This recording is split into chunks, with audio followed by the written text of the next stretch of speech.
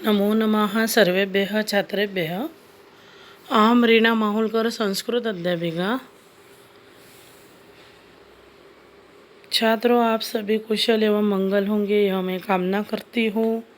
और अभी तक के जो वीडियो है वह आप लोगों ने अध्ययन किए होंगे, देखे होंगे, और उसमें कुछ जो एक्सरसाइज बताई थी वह भी आप लोगों ने कंप्लीट की होंगी, यह मैं आशा करती हूँ। और आज के वीडियो की ओर बढ़ती हूँ। आज हम षष्ठ पाठ सुभाषितानि इसका अध्ययन करने वाले हैं। सुभाषितानि षष्ठ पाठ भाग, यह इस पाठ में हम विविध प्रकार के सुभाषित देखने वाले हैं। सुभाषितानि, इसका अर्थ आप लोगों को पता है। सुभाषित जो अच्छे भाषा में यानी वाक्य में वर्णित किए गए हैं, लिखे गए हैं, बोले गए हैं, उन्हें सुभाषित कहते हैं। तो अनेक यहाँ सुभाषितानि अलग अलग प्रकार के अलग अलग वैल्यूज़ वाले दिए हैं। यानी इससे हमें क्या सीख मिलती है? संस्कृत के विभिन्न कवियों के माध्यम से मानव जीवन का महत्व हमें पता चलता है। फिर मानव जीवन में कठोर परिश्रम एवं गुणों का महत्व हमें समझ में आता है। फिर मानव जीवन में क्रोध न करते हुए सत्य का आचरण करने पर बल देना चाहिए, यह हमें यह सुभाषित सिखाते हैं। श्रेष्ठ जनों की संगति तथा उनके संकेतों को समझकर कार्य करना, यह एक सीख हमें सुभाषित देती है। संसार की प्रत्येक वस्तु उपयोगी है, कुछ भी अनुपयोगी नहीं, ऐसा जानना सुभाषितकारों का कहना है। जीवन के सुख दुख को बराबर समझना चाहिए। सुख के बाद दुख आता है और दुख के बाद सुख आता है। तो इस प्रकार के हमें मूल्य इन श्लोकों के द्वारा, सुभाषितानि द्वारा समझाए गए हैं। वही हम अभी एक के बाद एक पढ़ते हैं। तो आपने आपकी जो टेक्स्ट बुक है उसमें क्या करना है, मैं जब पढ़ाऊँगी तब आपने वो नोट डाउन करना है। मैंने यहाँ पर हर एक शब्दों का, संधि का, अनुवाद का, पर्यायवाची शब्द, विपर्ययवाची शब्द, जितना भी इस एक एक श्लोक पर ग्रामर बनता है वह मैं बताने वाली, उसका प्रिंट लिया है बुक में से। तो आपको भी सुविधा होंगी। यदि आवाज़ नहीं आता है, कुछ प्रॉब्लम है, तो कम से कम आप देखकर उसका अर्थ निकाल सकोगे, लिख सकोगे। और आपको पता है कि श्लोकों का अर्थ और अन्वय यह बहुत ध्यानपूर्वक पढ़ना चाहिए। तो हम अभी प्रारंभ करते हैं हमारे पाठ की ओर। सुभाषितानि षष्ठ पाठ। संस्कृत कृतियों के जिन पद्यों या पद्यांशों में सार्वभौम सत्य को बड़े मार्मिक ढंग से प्रस्तुत किया गया है, उन पद्यों को सुभाषित कहते हैं। प्रस्तुत पाठ ऐसे 10 सुभाषितों का संग्रह है जो संस्कृत के विभिन्न ग्रंथों से संकलित है। इनमें परिश्रम का महत्व, क्रोध का दुष्प्रभाव, सभी वस्तुओं की उपादेयता यानी यूजफुलनेस, और बुद्धि की विशेषता आदि विषयों पर प्रकाश डाला गया है। तो यह भी हम स्टार्ट करते हैं एक एक।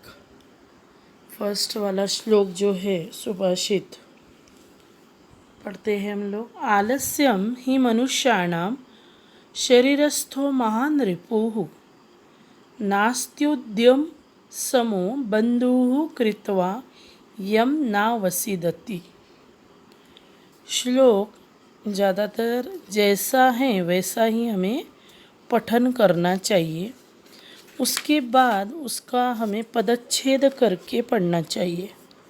पदच्छेद करने से हमें उसके जो उस पे जो संधि वाले शब्द है, एकत्रित आए हुए समस्त शब्द है, उसको अलग करके यदि हम पढ़ते हैं तो उसका हमें अन्वय भी लगता है, अर्थ भी समझ में आता है। तो इसलिए आपने क्या करना, कभी भी पदच्छेद करना। तो हम अभी यहाँ जो हिंदी में अनुवाद भी दिए हैं शब्दों का, आलस्यम, आलस्यम यानी आलस्य यानी आलसीपन। ही यानी निश्चय से, जब बोला जाता है फोर्सफुली यानी बलपूर्वक, तो निश्चय से वहाँ निश्चितता दिखती है। मनुष्याणाम यानी मनुष्यों के, मनुष्याणाम षष्ठी बहुवचन, मनुष्यों के। शरीरस्थ, शरीरस्थ यानी शरीर में रहने वाला। रिपुः, रिपुः आपको पता है शत्रु, रिपवः अनेक शत्रु। उद्यम समः, वहाँ अ दिया है, उद्यम समः, उद्यम यानी क्या, परिश्रम, समः यानी समान, परिश्रम के समान, उद्यम। आपने उद्यमे नहीं सिद्धन्ति कार्याणि ये वाला श्लोक आपने पढ़ा है, तो उसमें उद्यम जो शब्द आया था वही यह है, परिश्रम के समान। बंधुः यानी मित्र, भाई, सखा। नास्ति यानी नहीं है। सम यानी जिसे, सम, सम ने सम, जिसे या फिर जिसको। कृत्वा करके। अवसीदति, अवसीदति यानी दुखी होता है। न अवसीदति नहीं दुखी होता है, न यानी नहीं। तो हर एक शब्द का हमने यहाँ पर मीनिंग देखा है। तो आगे हम इसके संधि देख लेते हैं। सबसे पहले शरीरस्थो, शरीरस्थो यानी शरीरस्थ या फिर शरीर प्लस थ।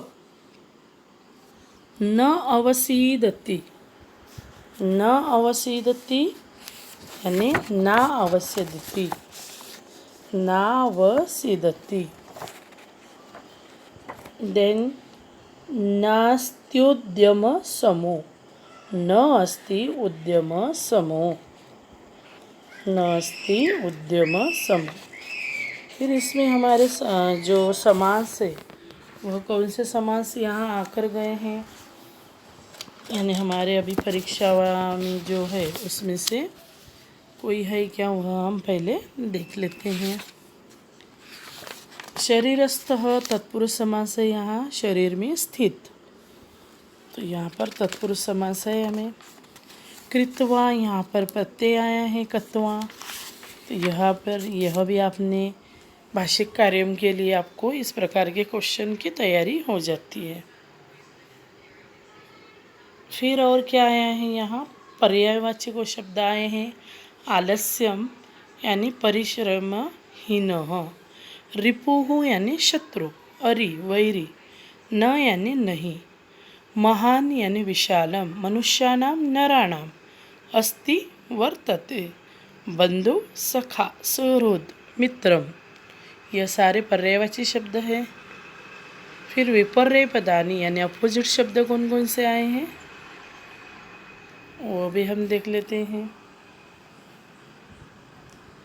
आलस्यम यानी परिश्रमम, उद्यमम।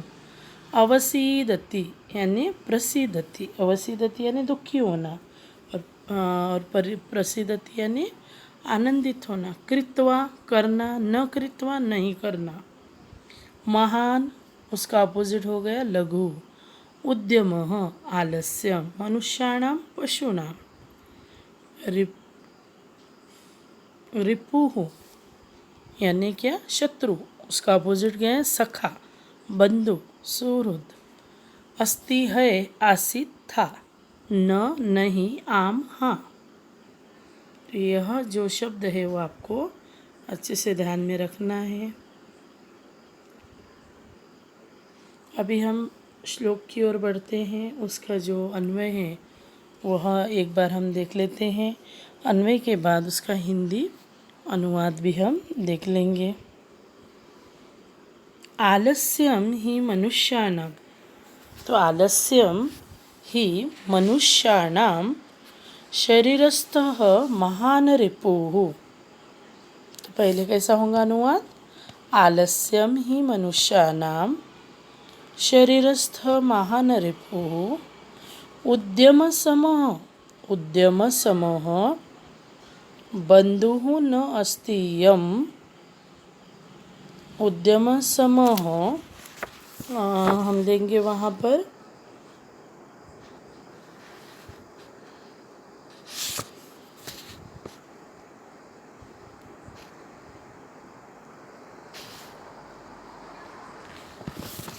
उद्यमसमः बंधु न अस्ति यम कृत्वा न अवसीदति। इस प्रकार से इसका अन्वय होगा। फिर अभी हम इसके अनुवाद की ओर बढ़ते हैं। निश्चय से ही आलस्य मनुष्य के शरीर में रहने वाला सबसे बड़ा दुश्मन है।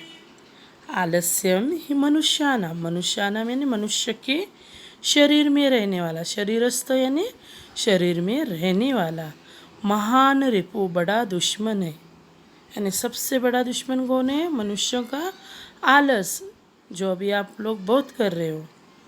परिश्रम के समान न अस्ति उद्यम सम, यानी परिश्रम के समान उसका कोई मित्र नहीं है।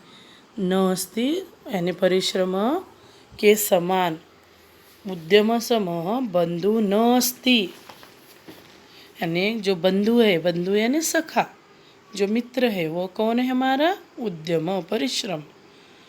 परिश्रमं कृत्वा यम न अवसिदति, जिसको करके यानी परिश्रम को करके वह दुखी नहीं होता, वह कभी भी दुखी नहीं होता।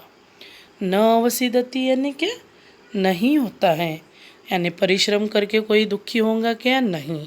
आलस करके दुखी हो सकता है, यानी आपको जो भी काम दिया है वह आपने टाइम पर किया ही नहीं, आलस किया आपने, और बाद में उसकी डेट निकल गई, कुछ सबमिशन होगा, कुछ भी आपका एग्ज़ाम होंगी, वो टाइम पर ही होंगी और आपने टाइम पर स्टडी की ही नहीं, तो टाइम जाने के बाद उसका कुछ उपयोग है क्या? नहीं। यदि आप मेहनत करोगे, परिश्रम करोगे, अच्छे से आपका जो कर्तव्य है, ड्यूटीज़ है वो फॉलो करोगे, तो आपको कभी भी दुख नहीं होगा, दुखी नहीं होंगे आप लोग, तो सुखी ही होंगे। यही इसका मीनिंग है। तो आलस यह मनुष्य का सबसे बड़ा शत्रु है, यह आपने समझना है इस श्लोक से। आगे के श्लोक की ओर हम बढ़ते हैं।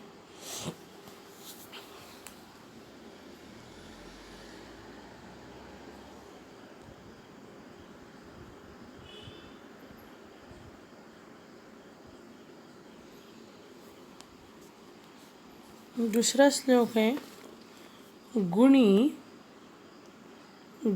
गुणम वेत्ति न वेत्ति निर्गुणो, बली बलम वेत्ति न वेत्ति निर्बलः, पिको वसन्तस्य गुणं न वायसः, पिकः वसन्तस्य गुणं न वायसः, करीच सिंहस्य बलं न मूषकः।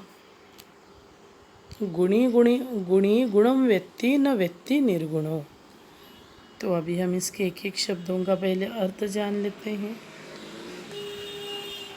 सबसे पहले गुणी यानी क्या? गुणवान व्यक्ति, और व्यक्ति यानी जानता है, जो सब कुछ जानता है उसे व्यक्ति कहते हैं। निर्गुण यानी गुणहीन, गुणों से जो हीन है वह निर्गुण व्यक्ति। बली यानी बलवान व्यक्ति। निर्बलः बलहीन, बल से रहित। तो यहाँ पर अपोजिट और सिनोनिम्स शब्द बहुत मिलेंगे आपको। पिकः यानी कोयल, वायसः यानी कौवा, काकः। करी यानी गजह, हाथी। ये नया शब्द है आपके लिए, तो ध्यान में रखना है आपने। करी, आपने अभी तक गज शब्द आपको पता था, अभी ये हाँ करी शब्द आपने ध्यान में रखना है। करी यानी हाथी और कर यानी हाथ, ये दोनों में डिफरेंस है, तो वह भी आपने ध्यान में रखना है। कर यानी हाथ और करी यानी हाथी। मूषकः यानी चूहा, मूषकः यानी चूहा।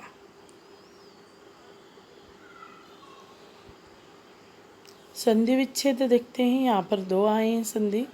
निर्गुणो, यहाँ पर विसर्ग संधि है र वाला, जो रफार होता है विसर्ग का।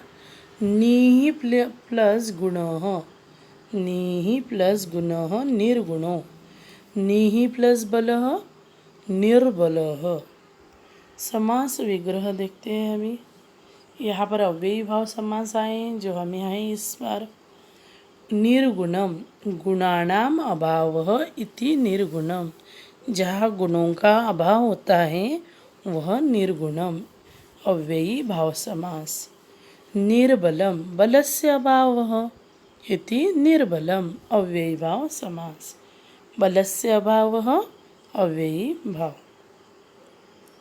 अभी प्रत्यय इसमें से एक भी नहीं है हमें इस बार। इन, करी में इन है, यह ध्यान में रखना है। वैसे गुणी में भी निणी इन प्रत्यय है।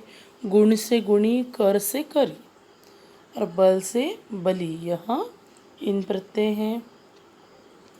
अव्यय आए यहाँ पर न, च, न यानी नहीं, च यानी और।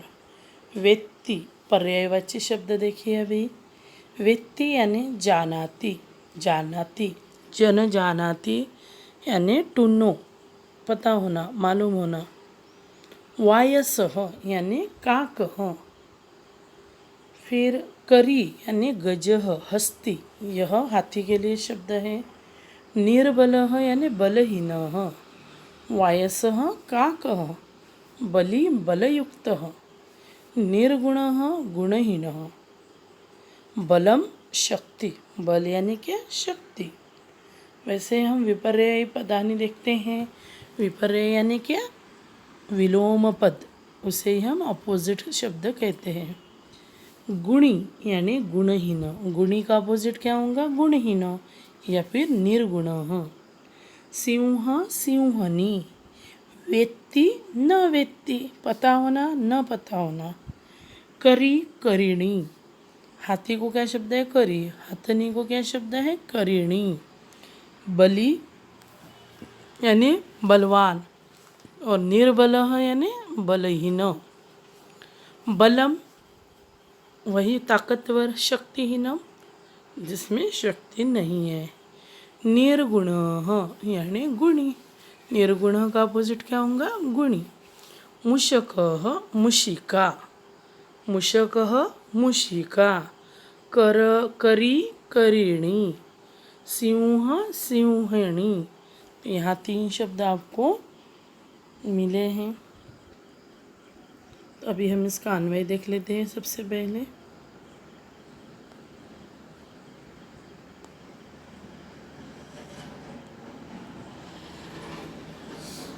गुणी गुणम, गुणी गुणम क्या होगा, वेत्ति। गुणी गुणम वेत्ति। निर्गुणः न वेत्ति। गुणी गुणम वेत्ति। निर्गुणः इन द ब्रैकेट गुणम न वेत्ति।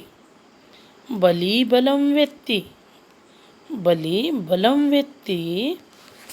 बली बलम वेत्ति। फिर क्या होगा आगे,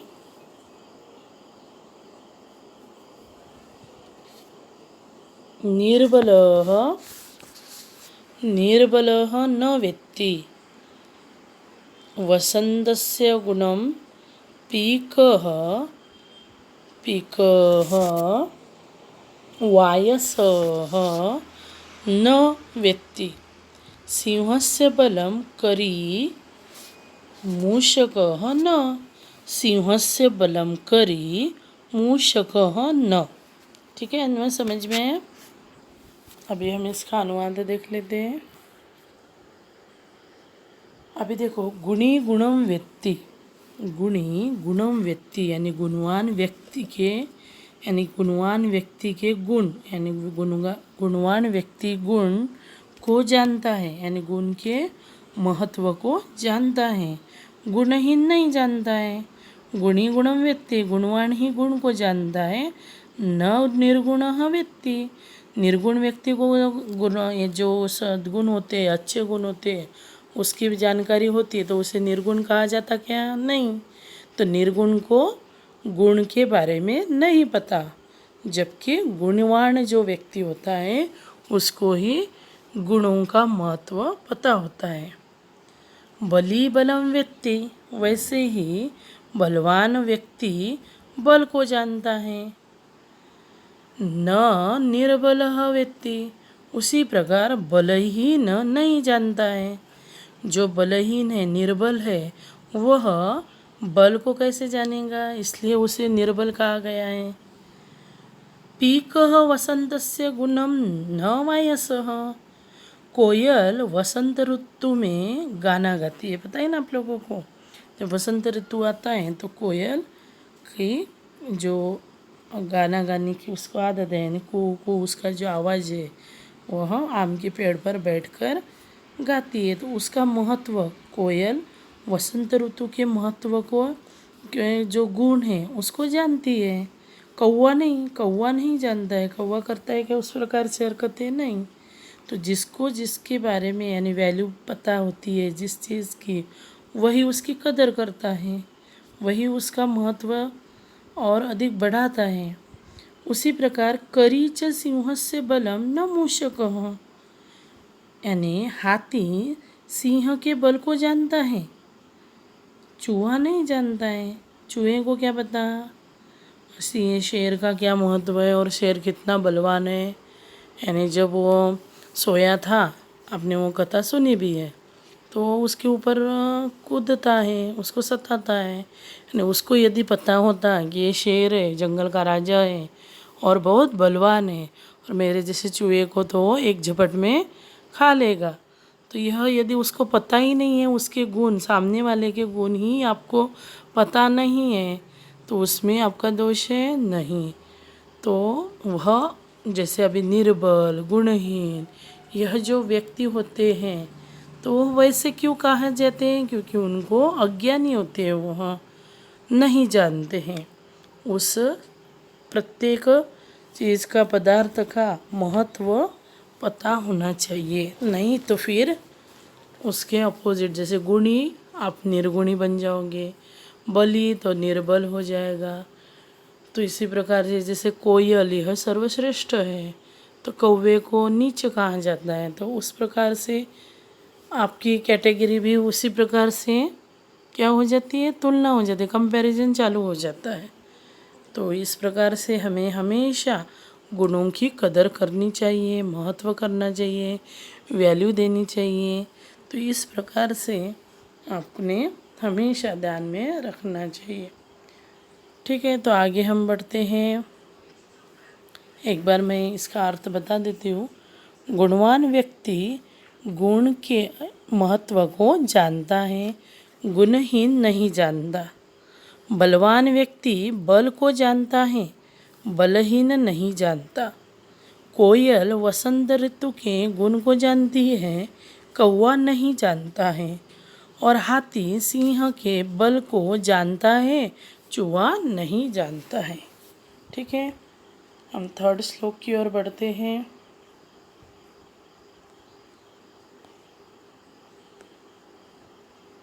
निमित्तम उद्दिश्य ही यह प्रकुप्यते, ध्रुवं स तस्यापगमे प्रसीदति। अकारणद्वेषी मनःस्तु यस्य वै कथं जनस्तं पारितोषयिष्यति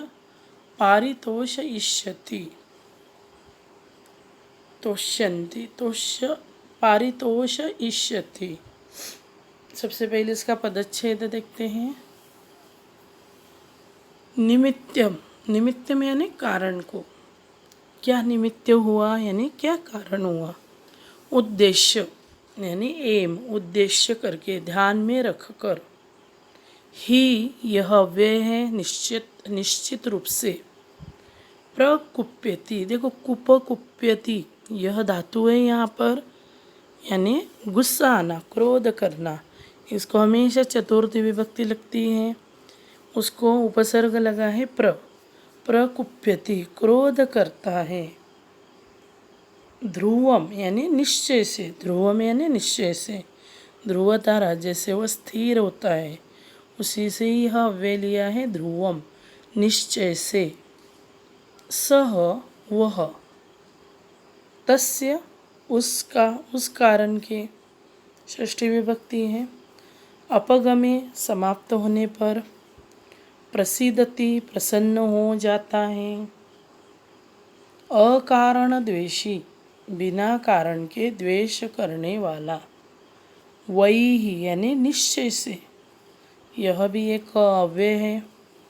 कथम कैसे, तम उसको, परितोष इष्यति, परितोष यानी संतुष्ट करेगा, वहाँ पर रिलेट लकार है, क्षति है तो करेगा।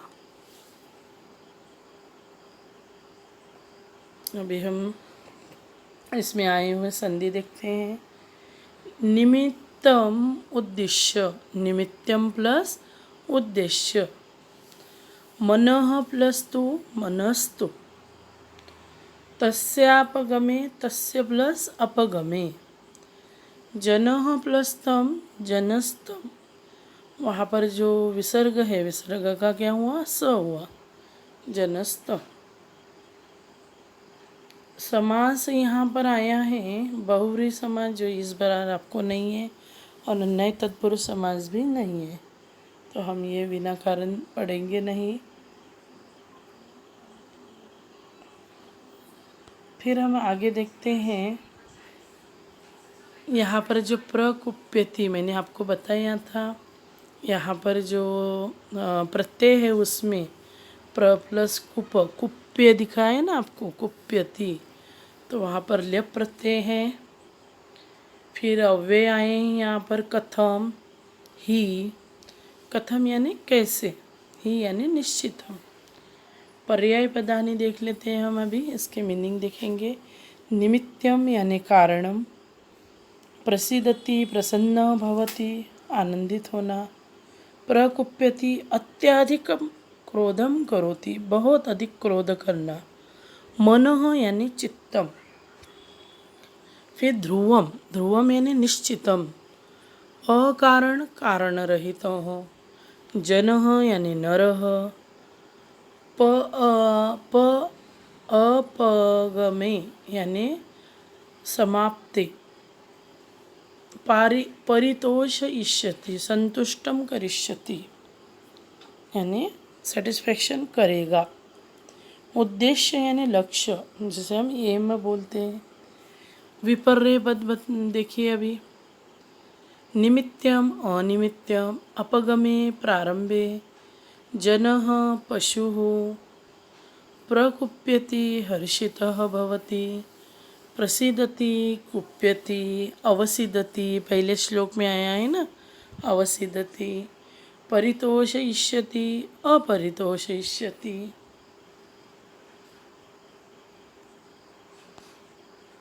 अभी हम इसका एक बार अन्वय देख लेते हैं।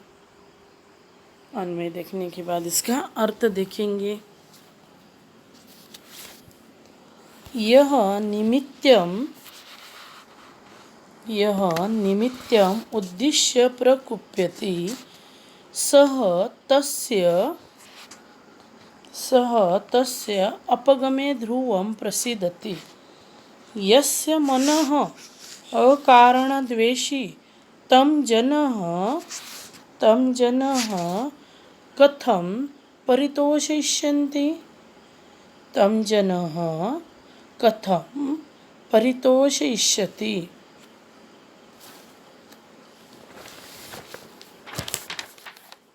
यानी जो निश्चय से जो किसी कारण से अत्यधिक क्रोध करता है, निश्चय से जो किसी कारण से अत्यधिक क्रोध करता है, निश्चित रूप से वह उस कारण के समाप्त हो जाने पर भी प्रसन्न हो जाता है। परंतु जिसका मन बिना किसी कारण के किसी से द्वेष करता है, फिर कैसे मनुष्य उसे संतुष्ट करेगा? यानी कोई बिना कारण क्रोध हुआ है या फिर थोड़ी देर के लिए हुआ है तो निश्चित रूप से वह समाप्त हो जाएगा। किसी के ऊपर यदि गुस्सा आया है, निश्चित से जो किसी कारण से अत्यधिक क्रोध करता है, यानी कुछ तो कारण होगा, यानी कुछ गुस्सा होने के लिए किसी को कुछ तो रीज़न होना चाहिए ना। तो क्रोध करने के लिए यदि किसी का कुछ कारण है तो निश्चित रूप से वह उस कारण के समाप्त हो जाने पर, यदि अभी मम्मी या पापा आप पर गुस्सा करते हैं या फिर टीचर लोग, तो यह यदि रोज़ गुस्सा करते हैं कि एक ही लड़के पर, यानी कभी कुछ मिस्टेक होती है या फिर कुछ बदमाशी हो जाती है, तो उस समय उस बदमाशी के लिए, उस कारण के लिए वह गुस्सा होते हैं, क्रोधित होते हैं। पर वह कारण यदि बाद में अच्छा हो गया, यानी किसी ने मिस्टेक हुआ दोबारा नहीं की, तो बिना फालतू बिना कारण आप पर गुस्सा नहीं होते हैं। यानी जो रीज़न होता है वह रीज़न समाप्त होने के बाद वह प्रसन्न भी हो जाते हैं ना। तस्य अपगमे प्रसीदति, प्रसन्न भी हो जाता है। परंतु अकारण द्वेषी मन तो, जिसका मन बिना किसी कारण के किसी से द्वेष करता है, यानी पता ही नहीं आपको कि मैं किसको, यानी कि आपको कोई पसंद नहीं है या फिर आप बहुत गुस्सा करते हो, किसी को द्वेष करते हो या ईर्ष्या करते हो, पर वो करने का रीज़न ही पता नहीं है आपको, पर करते हो, नहीं कोई पसंद ही नहीं है, तो कैसे मनुष्य उसे संतुष्ट करेगा? यानी फिर आप किसी को क्या समझाओगे और क्या आप उसको संतुष्ट कर पाओगे? यानी आपको कुछ रीज़न ही पता नहीं है, आपके मन को ही आप बोलोगे कि मुझे वह मैं क्यों गुस्सा हो रहा हूँ, रीज़न ही पता नहीं है, तो आप खुद को ही क्या किस प्रकार से समझाओगे? तो इसलिए कोई भी कारण यह मात्र होना चाहिए। ठीक है, यहाँ तक आपको अच्छे से समझ में आया है। तो आज हम यहाँ 3 श्लोक देखे हमने, पहला, दूसरा और तीसरा। सबसे पहला हमने यहाँ पर देखा था, आलस्यम ही मनुष्याणां शरीरस्थो महान रिपु नास्ति उद्यम समो बंधु कृत्वा यम ना अवसिदति। यानी निश्चय से आलस्य मनुष्यों के शरीर में रहने वाला सबसे बड़ा दुश्मन है। परिश्रम के समान उसका कोई मित्र नहीं है, जिसको करके वह दुखी नहीं होता है। फिर हमने देखा था दूसरा श्लोक, गुणी गुणम वेत्ति न वेत्ति निर्गुण, बली बलम वेत्ति न वेत्ति निर्बल, पिको वसंतस्य गुणम न वायसः, करीच सिंहस्य बलम न मूषकः। गुणवान व्यक्ति गुण को जानता है, गुणहीन नहीं जानता। बलवान व्यक्ति बल को जानता है, बलहीन नहीं जानता। कोयल वसंत ऋतु के गुण को जानती है, कौवा नहीं जानता। और हाथी सिंह के बल को जानता है, चूहा नहीं जानता। फिर हमने थर्ड श्लोक देखा था, निमित्त वाला, यानी कारण। निमित्तम उद्दिश्य ही यह प्रकुप्यति, ध्रुवं स तस्यापगमे प्रसीदति। अकारण द्वेषी मनः तु यस्य वै, कथम जनस्थं परितोषयिष्यति। निश्चय से जो किसी कारण से अत्यधिक क्रोध करता है, निश्चित रूप से वह उस कारण के समाप्त हो जाने पर भी प्रसन्न हो जाता है। परंतु जिसका मन बिना किसी कारण के किसी से द्वेष करता है, कैसे मनुष्य उसे संतुष्ट करेगा? तो आज हमने इसके तीनों श्लोक के मीनिंग देखे हैं।